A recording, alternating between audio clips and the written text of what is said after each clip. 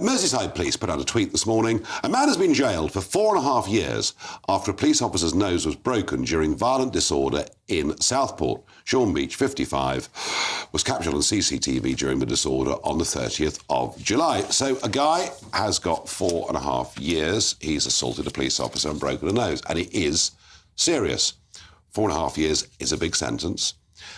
Whilst a few days before that, in Manchester, a couple of men violently attacked police, having caused a major scene in a shop in the airport, violently attacked the police and broke a police officer's nose.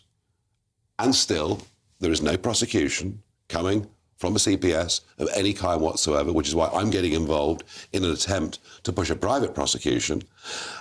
Two-tier policing, two-tier justice under this government is driving people mad. Well, I don't think you can blame the government for the Department of Public Prosecutions. I think it's very, very important that they're independent from the government. And, and politicians do not say who goes and who doesn't go. And it's very... No, Starmer did. Starmer said, any of you out rioting, we're coming after you. He made it very, very clear. And that's why the riots stopped. Very and actually, clear. and it was absolutely right. These people... It was absolutely right to say that I was abroad at the time. I was watching on the television. I was reading in the newspapers. The behaviour was appalling. They were terrifying. They were absolutely terrifying. They were attacking, particularly the first few nights, attacking the mosque in Southport. They were using the death of 3 little girls to come in, right, and then attack a mosque. Because they hadn't been told the truth. There are people in prison for what they posted on social media. Some of those things may turn out to be true. Is that right? Well, I think one of the things that isn't true is that we should burn the mosque down with Muslims inside it. No. And that, quite rightly, has been punished. I genuinely sense that people are looking at double standards here. Yes, absolutely. And just on the point about independence, I think this is one of the issues that has meant that nothing really happens in this country for the last 30 plus years, this push towards everything being independent. No one has control over anything.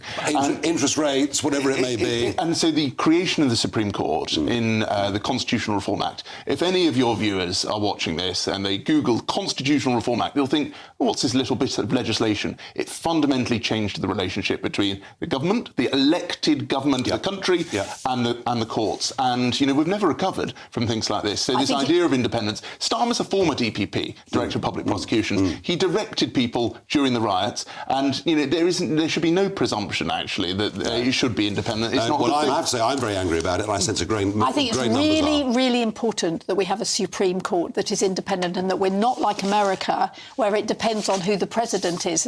We had a very good set of laws beforehand. Many would argue that laws did a good job. And there's almost no difference, frankly, right? I think the general point that so many decisions that affect people's lives have gone away from those we elect to all sorts of, not just courts, but quangos, is something we'll debate more and more of.